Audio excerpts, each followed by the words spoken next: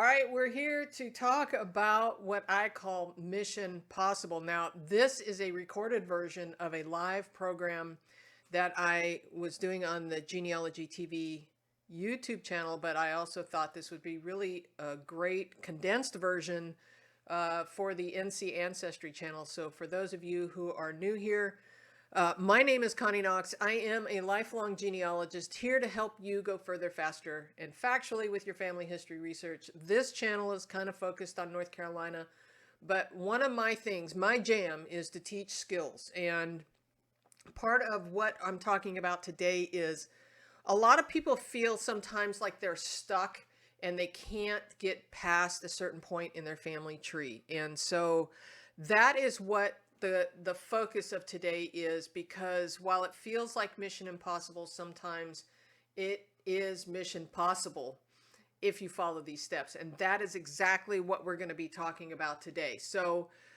we're going to jump into that here right now. Few things. There is a handout for this. I'm going to throw this on the screen for those who want to find the handout. So again, a lot of this is associated with the Genealogy TV YouTube channel. And so if you're watching it on the NC Ancestry channel, you can find the tab over there at the Genealogy TV. And if you're not subscribed, I highly recommend you do. That channel is growing like crazy.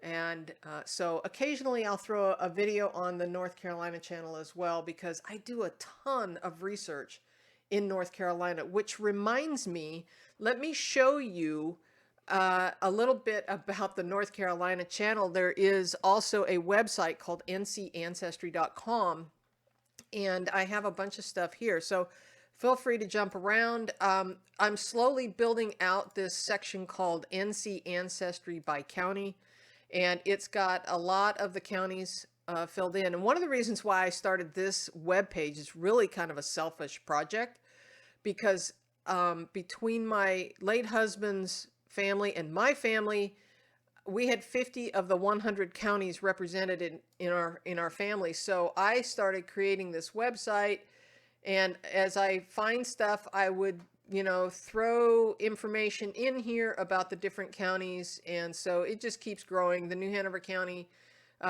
website has a lot of information in it because I am in that neck of the woods and I've done a lot of work in this area. So I just wanted to share that information with you. And so with that, let's get started. I am going to start the slideshow as soon as it decides to start for me, and we're going to talk about Mission Possible. So the handout, by the way, is also available on the genealogytv.org website under the handouts tab. So, all right, let's talk about Mission Possible.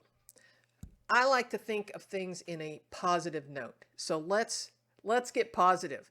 Let's think about those things that we can do to solve our research problem. So we're going to get into all of that. And along the way, you may find some references to the live show. So that's what this is.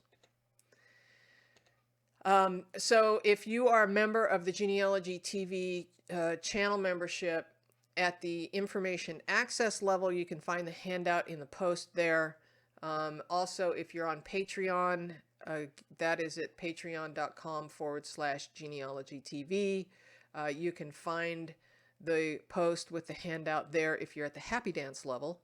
And also all of the Genealogy TV Academy members will find it there. So, all right, today we're going to talk about a little bit, just briefly about who I am, because you're probably like, who is this crazy woman talking to me? And so I'll give you that brief information, and then we're going to define the mission, and we're going to go through the steps that it would take to solve the mission, and then hopefully we'll find mission accomplished. So here I am. This is me. I am a professional genealogist and have been for many years, and I actually started genealogy when I was a teenager.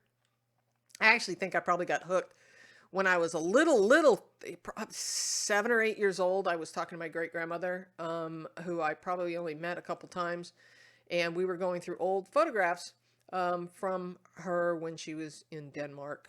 She was born in Denmark, and so we were looking at old pictures, and that kind of got me started. So I spent 48 years. Wow, I've been in genealogy that long. So then I spent 40 years in television broadcasting. I started in public broadcasting as a production assistant. Long story short, my husband and I and a partner ended up buying a TV station. We sold the TV station and it became a CBS affiliate. I managed that CBS affiliate for the last 20 years. In my year of time in broadcasting, I became a professional genealogist in 2015, and then I started the YouTube channel in 2018, and it has been wildly successful. And the Academy in March of 2022, and that has been quite successful, and I'm very proud of it. And so that is a monthly membership. We can talk about that later. All right, let's move on. So let's define the mission, right? So let's think about this for a moment. A lot of times you have problems in your family tree, and you don't know how to solve them.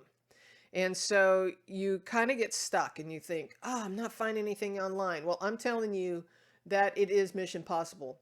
And are you going to find it 100% of the time? Probably not. But follow these steps as I lay them out. And all the steps are in the handout, by the way, or you can take notes. And you could probably solve your problem. I can't tell you how many of my students have told me, oh my gosh, this has changed my life. And so we're going to walk through kind of briefly the steps and skills that you would need to do this. So we're going to talk about the research problem. And a lot of people call this a brick wall. So what you need to do is you need to define what that is. So you want to kind of get specific if you can, who it is, when it is, where it is, right? Just think like a reporter, who, what, where, when, why, and how. Okay. So if you just lay that out and you go, okay, I can't find my great-great-grandfather who I think was born in Italy. I mean, just lay it out. Then we're going to back up to the last known ancestor, right? And that will help you define the next step. So whatever that problem is, wherever that brick wall is for you, define who it is you're looking for and what you know about it, okay? One ancestor at a time. I promise you, you need to stay focused. And part of the deal here is to make sure that you are working one person at a time, because if you don't, you'll get lost and you'll get confused, and it's a challenge. So I'm just telling you that, you know, it really helps to stay with one person at a time, sometimes a married couple. Okay, so if you have the one person that you're focused on, you might consider working the spouse simultaneously to a point. I really focus on one person from birth to death, and I will work the spouse alongside the one person that I'm focused on when they cross over in life, right? Because, for example, the wife here in my little picture, she had a life before she married him. And if he died first, she had a life after him. So you want to keep these records separate, but you could kind of be working this process together as you find stuff, because there's going to be times when you find records where they're both in it. And so it's just a time saver sometimes to be adding that same information to her research notes. We'll talk more about that here coming up. So then you want to collect everything, right? You want to collect all that you can on your ancestor, all of the details that you already have. You probably have been getting on Ancestry or FamilySearch or wherever you're researching MyHeritage, and you're digging out records and finding them. And so we're going to kind of go through this process of when you have this stuff, what you do with it. Okay. So just like one ancestor at a time, we want to do one record at a time. We want to preserve it. We want to file it. We're going to kind of keep organized as we go. We're going to transcribe that record. We're going to abstract it. We're going to evaluate it, and we're going to compare it to other records. We're going to go into a little bit more detail on all of those tips and tricks here in a few minutes. So let's talk about filing first, because I get a lot of questions about this. This is the way I do it. You do you. I do me. This system has worked for me for decades. I have developed this system over time. I have taught this system. A lot of people have adopted this system. And one of the reasons why I like this system is because it does what I call, it satisfies the 200-year rule. And the 200-year rule is this. The 200-year rule is, can somebody navigate your files 200 years from now without a finding aid? That's my rule. The 200-year rule. Can someone navigate your records the way you've got to? Do you have some elaborate filing system that is so complex that someone 200 years from now may not be able to find it, or some numbering system? And you've got that numbering system in some index somewhere. Well, what if the index gets lost? Are they going to be able to find it then? So point being is, if you have a smart, easy filing system that anybody can follow, then you're set to go. So how this works is a folder, a surname folder by name, by surname, right? So you could have Smith and Jones and whoever, you know, all these different names of surnames that you're working on, because all of your ancestors are going to go inside of that. Okay.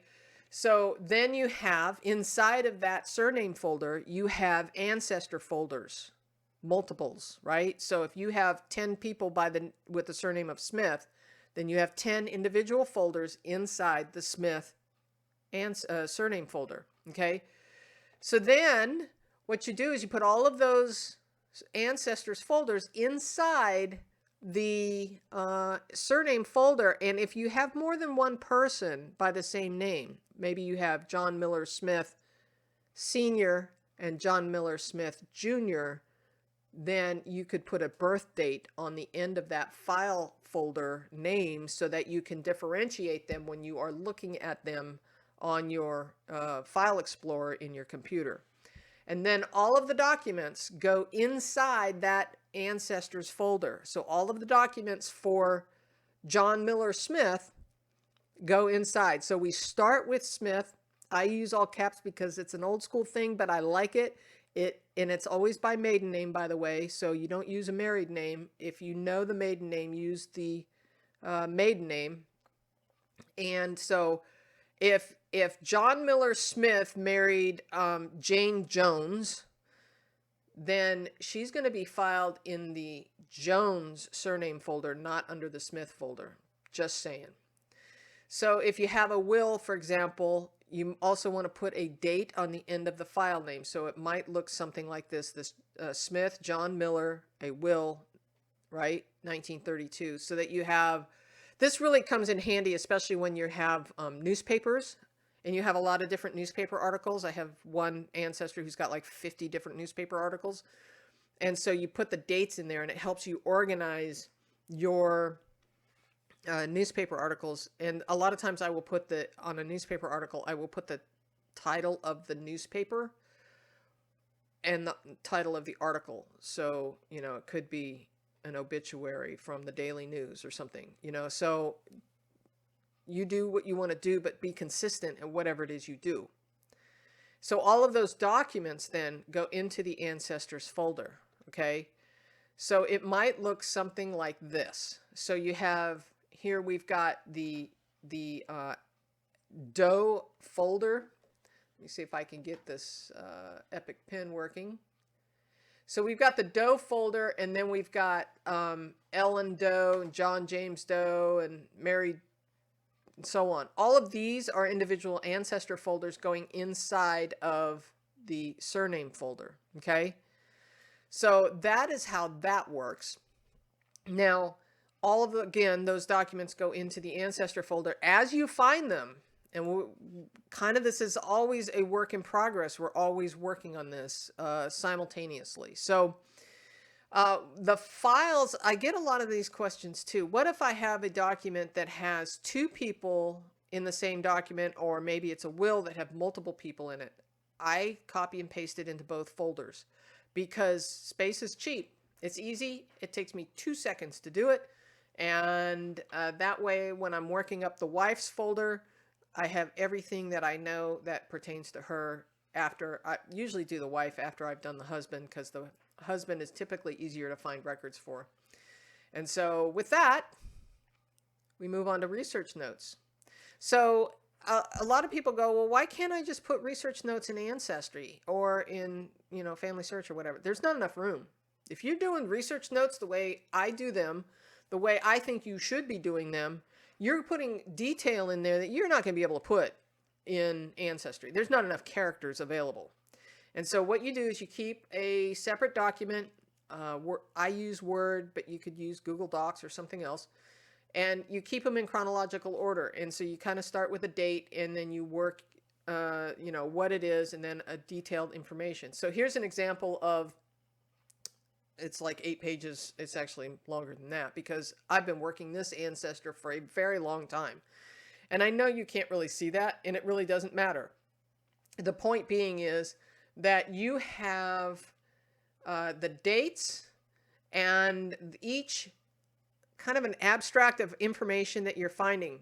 So if you're finding a census record, I don't know if you can see this, but over here there's a census record for 1900 federal census.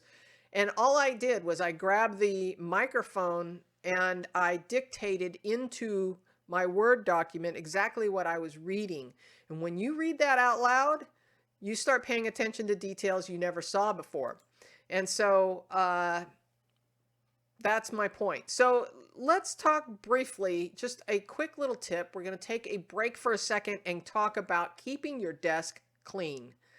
Now, I'm talking both physical desk and your computer desktop. If you have a desktop with a whole bunch of icons like you see here, consider filing this stuff away. A few shortcuts is okay, but you really need to get your mind focused when you're doing genealogy. And so this is my little thought for the day, is to keep your office clean, keep your desktop clean, so that your mind is clear, and your computer desktop clean, so that you can see what it is that you need to do. And because what happens is, when you're doing this research, is a lot of times you will have a lot of websites open, a lot of documents open. And so make sure that you're closing down any unnecessary email, all that stuff, because you want to focus on your research question. Okay. The next tip that you're going to do is to transcribe your documents. And so as you're going through, especially things that are handwritten, you definitely want to transcribe. I get a lot of questions about transcribing forms and death certificates and that kind of stuff. I do. Do I do it 100% of the time? Not always. It kind of depends. So definitely things like wills, land records, all of that kind of stuff, and especially anything handwritten, diaries, that kind of stuff, manuscripts. You want to transcribe that information. And so what you do is, on the top portion here is kind of like the cover sheet information. Okay. Then you have an abstract. You can't really do the abstract until you do the transcription, because to do it properly, you need to type it up the way it is actually written. Spelling changes and everything all get transcribed exactly. Line breaks and everything get transcribed into a document. And then on the third page, and this transcription could be like 4 pages long. So you may need to have multiple pages, but in the end, you have your image of the document that you transcribed. Okay, so then the last step you can do is you line out that boilerplate language and you put it in as a transcription. You do this as a separate document. Okay, and so we'll talk about that abstract right now. So what you're going to do is you're going to copy that transcription to a new page. You can do it in the same document. And then you're going to line out all the boilerplate language. So if it says, I, John Smith, of sound mind and body, hereby make this my last will and testament, you can line out all the boilerplate stuff, because really the only thing that is important is, I, John Smith, make this my last will. and then I give to my wife, I give to my daughter, I give to my son, all of that, you know, you don't need all of the boilerplate language that typically is found in a will. And then you abstract that you keep the abstract in the same order in which the transcription happens. And then you have your abstract. So now everything is exactly in the same order that the document was written. It's just got all the boilerplate language taken out of it. You grab that, copy and paste it into your research notes in chronological order. So what I do is the date that the will was written is often a separate date from when the will was entered into court or proven in court. And the reason why you do this is because that gives you a range. If you don't have a death date, it gives you a range. Okay, he was alive on this date when he wrote his will, and now it's proven in court on this date. He died somewhere in between there. So you get a range of when a person died. So here it is, the 24th of February, 1864. I realize you can't read that. It's probably too small.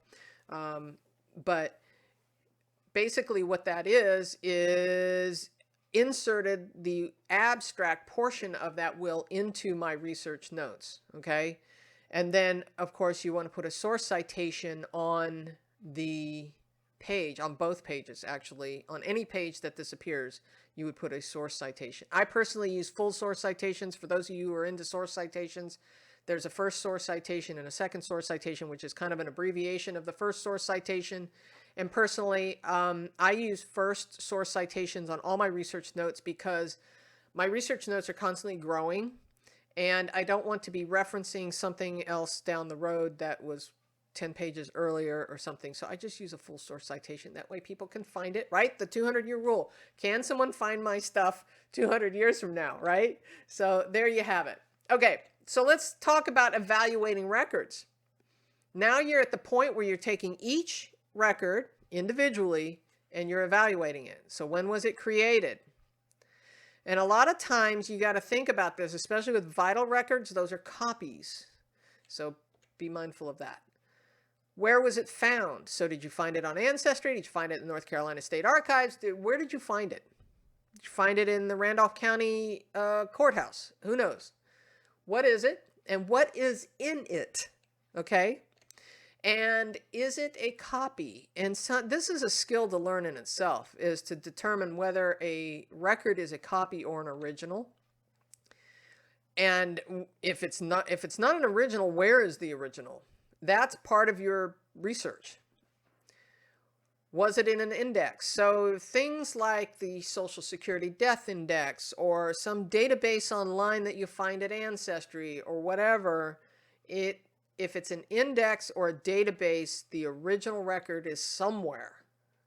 Unless it's like referencing member trees or some other website like Geneanet, then it might be that those records, the only record it's referencing is somebody's memory or input into a tree or a database somewhere. Is it a clerk copy? Again, another skill to learn, right? Is it a database online? And again, vital records kind of have their own little quirk, I guess, because a lot of times vital records are copies. So you write for a vital record today to any county, you're going to get a copy. You're not going to get the original. In fact, it's going to be pretty rare that you actually get a copy of the original unless you go to the courthouse or you specifically ask for a photocopy of the original record.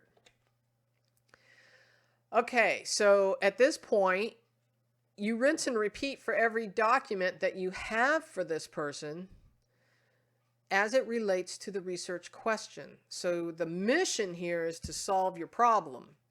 Now, there's reasonably exhaustive research, and then there's reasonably exhaustive research specific to this research question, and that's really what we're after. Now, I personally do this whole process for every ancestor I work on, top to bottom, everything. But if you're trying to solve a problem, technically, you only need to find the stuff that's specific to that ancestor's research problem. Okay. So then we're going to evaluate the records. And why am I going backwards? Might help if I go forward because I was hitting the wrong button. All right. So now we go into the research phase, kind of. You've taken everything you already have, and now you got to think, well, what's missing? Because the process isn't done yet. And so what you need to do is kind of create this plan. Well, as I'm going through all the records, what I do is I put in red font what I'm missing or what I still need to find. So if there is an index, I will make a note. I need to go find this. I might even put in red font what it is that I'm looking for, because it might be that if it's from an index, there's probably an original record to find. Okay. And so I will make this pop out at me in my research notes in red font so that I can find it. In this case, on GeneaNet is the only place I have found where there was supposedly a first wife for my ancestor, Benjamin Garrett. And I need to go find evidence of this first wife named Catherine. I don't think he actually married this woman, Catherine. I think that Catherine is married to somebody else and somebody mistakenly put it in on GeneaNet. So I don't think that's going to be the case. So anyway, pop it out in red so it jumps out at you, because that becomes your research plan. Then you can start comparing records. So in this case here, I was comparing the different spellings of my ancestor from Denmark, his name. As you can see over here, I've got Christopher, Christ, which was an abbreviation for Christopher. Various spellings of his last name, Madison, Matson, Madsen. So there's several different ways of spelling his name. And then I also have his ages listed here. And I've got what the records are here and what year they were. All of this is really good information to help me figure out. Maybe I'm trying to decide, is this Christ Matson my guy? Is it my guy? How can I figure that out? Well, if we compare it to the other records, sometimes we can. For example, if the dates and ages line up, he's 27 in this record, which was the 1880 census. We don't have the 1890 census, so he should be about 47, 48, and he is here in the next census in 1900. So as you can see, I mean, you kind of have this opportunity to line all this stuff up and kind of compare and go, yeah, that's my guy. Okay. And so here's an example of where I was working on my Henleys in Randolph County, North Carolina. And there is a ton of records that I have found, and I wanted to really kind of pull the entire community in this case. So I was trying to get a whole list of people, and I extracted a lot of this from census records and land records and stuff where I'm finding these people. The cool part about this is let me pull this up full so you can see this a little bit better. You can see where I have put these filters in. So I could filter by surname. So if I just wanted to, I was trying to find who the father of my great-grandfather, Henry Gus Henley, and Y-DNA has proven that it was a Davis. So I was pulling all the Davis men. Well, I have got here a filter so I could filter this down to just the Davises and the Henleys if I wanted to. I'm not going to demonstrate that live. I've got tons of episodes on this. But the cool part is that I've got this document now I can use over and over again. Now, don't be afraid of Excel. It's like click in a cell and type a word. It's not hard.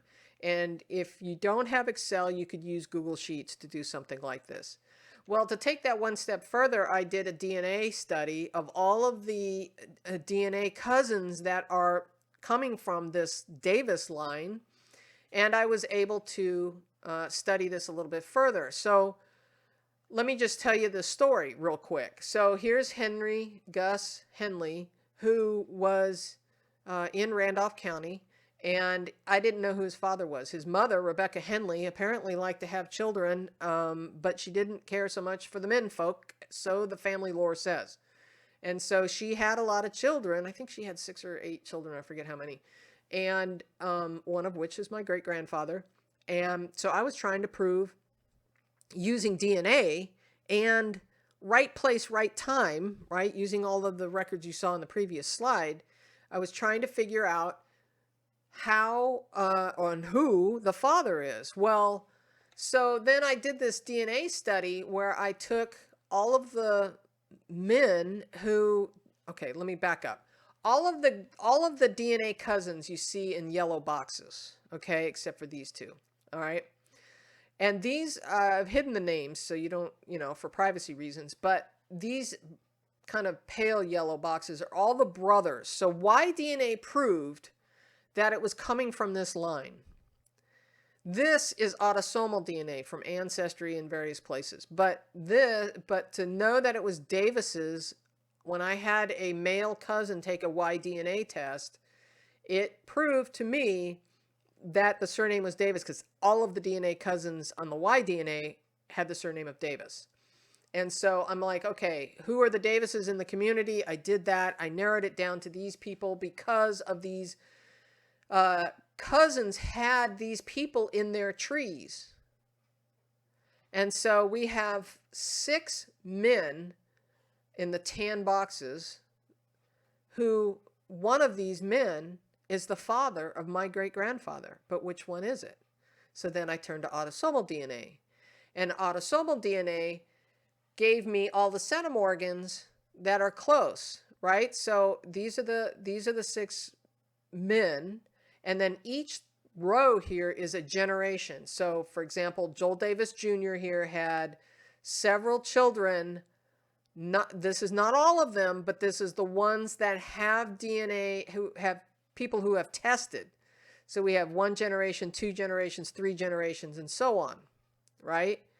And so what I did was I then went, and the reason why you do this is because when you have a generational difference with autosomal DNA, the centimorgans get cut in half.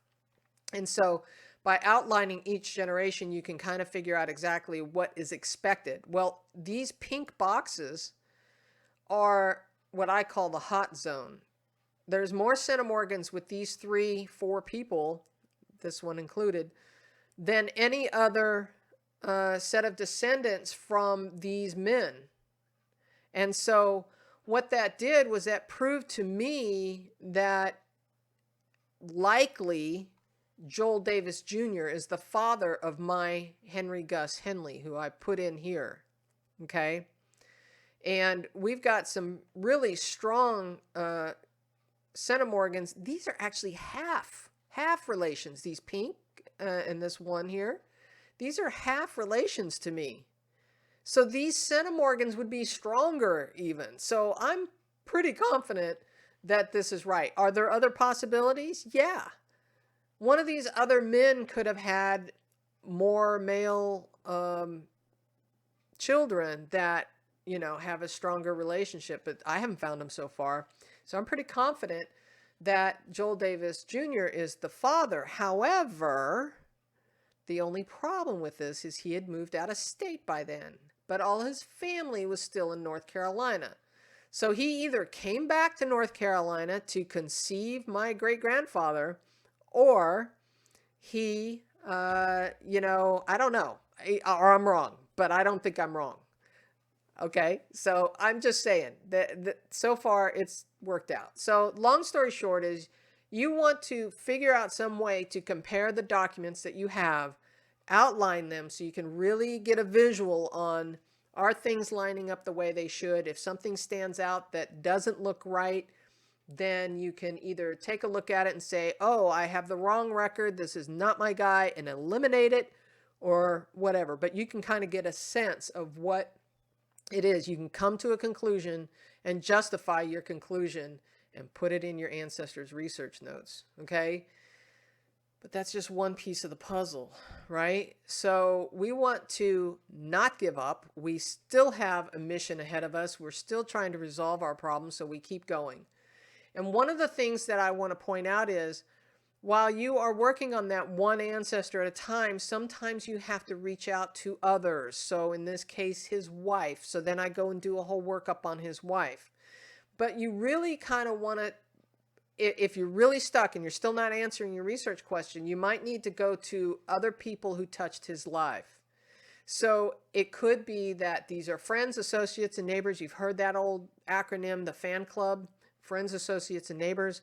So it might be that in some of the neighbors' records, there might be a reference to your ancestor, or siblings is a good one. It's probably the first place I would start.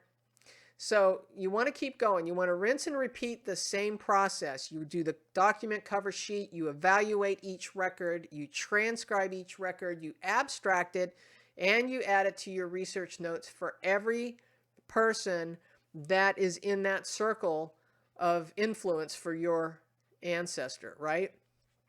So as the great Judy Russell once said, you know, the Board for Certification of Genealogists call this reasonably exhaustive research. And that reasonably exhaustive research, as Judy Russell, the legal genealogist, says, it's not exhaustive research. It's reasonably exhaustive research.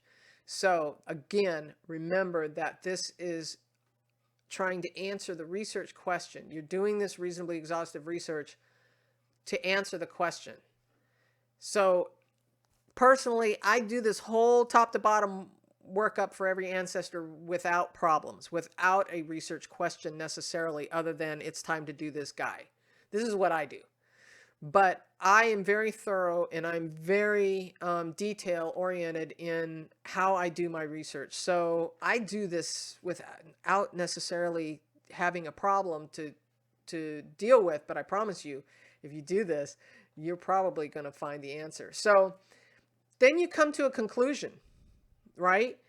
Now you've done that reasonably exhaustive research and you have evaluated all the records, you have transcribed them, you've abstracted them, you've put them in chronological order into your research notes. My gosh, what an accomplishment. You should be proud. I mean, my goodness, this is like happy dance time, because you probably have found the answer to your research question. If you've gone through all of these steps, you likely have found the answer, okay? And so you can proudly wear the happy dance shirt, right? All right, if you have not answered the question, it might be time that you go on a research trip and go to the location where your ancestor lived, do some work. You might have to go to multiple locations, right? Go to libraries, archives, cemeteries. Local experts can often be beneficial. Talk to the historian in the area. There's always one guy who knows something more than most, right? Some guy or gal who has done the historical research. Check the genealogical societies, the historical societies. These people know the records in the area. You might need to go to the courthouse. You might need to go to the cemeteries, right? Did you look everywhere? Has the paper trail run dry?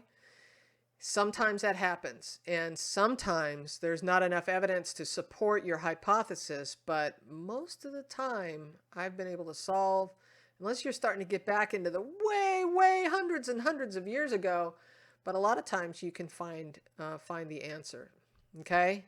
Don't give up. Learn the skills needed to help you with this. So if you want to talk about the skills that we've talked about today, it's defining the research question, right? Effective research, which we really didn't get into a lot of strategies about research. Specifically, I have hundreds of videos on the YouTube channel for Genealogy TV about how to do research, and some here on the North Carolina channel. And you learn how to do the documentation properly and the filing properly, so that you're really organized, because when you're organized, man, you're focused. You can like put your fingers on whatever it is that you're looking for while you're thinking about it, while you're in the zone of research, okay? And evaluation and analysis. Learn how to do proper research notes. This is the key. Research notes is the key to solving your problems. I promise you, transcribing and abstracting is probably as important as your research notes. And keep good sources, because if you come back to this a couple years later thinking, okay, now there's more records available, I need to go back and revisit that problem that I couldn't solve before, and you haven't sourced that information, you go, where on earth did I get this record? I promise you, I've been there. You need to make sure that you are putting some sort of source. I found it on Ancestry in the so-and-so collection. I don't care how you do your source citations, just do them. And then you're preserving for future generations, right? I'm placing bets that if you do this and you do it thoroughly, you will probably solve your research question. I don't know what the odds would be on that, because everybody's problem is different, but I'm placing bets that you'll be able to solve it. So I'm saying yes, it is mission possible. So if you learn these skills, you can do this. So let me tell you about the Genealogy TV Academy. This is where I teach these skills. Not only do I have Genealogy TV, the YouTube channel, but we really dig in deep at the Genealogy TV Academy. So right now there's about 12 courses up there that you can choose from, and a lot of lessons. So we've got exclusive courses just for the Academy. Those are some of the Zoom classes, and the Getting Started in Genealogy. There's an organization one that is now open, and the Smart Research. Those are exclusive to the Academy that you won't find on the YouTube channel. And then I've also added the YouTube channel videos and the handouts associated with them, because a lot of people can't find them on the YouTube channel if they're older. So from 2022 forward, currently is on the Academy. You can find them in the lessons. It's pretty easy. And then I've got what down there at the bottom, I've got what I call paths. These are basically courses that are a mix of the Academy lessons and the YouTube lessons by subject. So if you want to learn something about DNA on Ancestry, then I've got a path specific to that. Okay. And that is the courses. We do these live Zoom classes once a month. It's a different skill and a different presentation every month. And it is also, that's the first Wednesday of every month. And then on the third Wednesday of every month, we have the Q&A session. And the Q&A session's a lot of fun. People just ask questions. A lot of times they become demonstrations, and I occasionally create a handout just for some of the questions that people ask. And yeah, all those are recorded. If you can't make it because you're working or whatever, they're recorded and you can watch them later. So that is the live stuff. Then we have, all the Academy lessons, the YouTube videos, the handouts for everything, handouts from the Academy and the YouTube channel. And then we've also got the Genealogy TV Insiders Facebook group. This is where you can come ask a question any day of the week at any time, 24/7. You can jump on in the middle of the night and ask a question. And the whole idea here is that it's a community of students, and I try and get in there every day and answer questions. And so everybody can help each other. And a lot of times the students answer the questions before I get a chance to. So that's kind of cool. So, just to give you an idea of the number of topics and lessons that are in there. So topics are within a lesson. And there are 2 courses. The Getting Started and the Smart Research have topics within a lesson. Most of the rest of them are just lessons. But there are numerous, and there's more being added every day. So we've got, the YouTube videos and the handouts, just a lot of stuff, the paths that we currently have up there. And so in all, there are about 66 lessons and 12 courses. So you can, we have so much fun doing this. I personally have a lot of fun doing it. And so I invite you to come join us at genealogytv.org/academy if you want to join the Academy to answer your question before you ask it. Normally it's $59 a month. The annual subscription, so you can do it either monthly or annual. So if you choose the annual, you get 10% off for choosing the annual. That's just a start. Right now I'm offering it to you at a discount. so you can stack that. If you want to do the annual and then stack the extra 25%, either way, you can get 25% off whether you do the monthly or the annual. Use the promo code GTVA 25%. That works out to be about $37 a month when paid annually if you are stacking them. And so if you don't want to stack them, then just do the monthly and use the promo code and you'll get 25% off the monthly. That sale ends March 3rd, 2024. So I'm kind of doing this, as part of Roots Tech. And so, just hit me up if you have any questions about that. To make sure that you get the promo code before you click that final order button, make sure you go to the cart and put in the promo code up here where you see the pink box and hit apply promo code, and you'll see it will have taken out that extra discount. This particular screenshot is from an annual membership. Okay. So proper research leads to resolution most of the time. Okay. I hope that helped. If you have any questions about the Academy, hit me up at contact@genealogytv.org. There might be a chat through the North Carolina channel, but this is really the easiest way to probably get to me is there. Or you can go to genealogytv.org and go to the contact form if you forget the handout. If you forget the email address. So that is it. That is all I got. If you have any other questions, throw them in the comments section. And I hope to see you at the Academy, and we'll catch you next time. All right. See you. Bye-bye.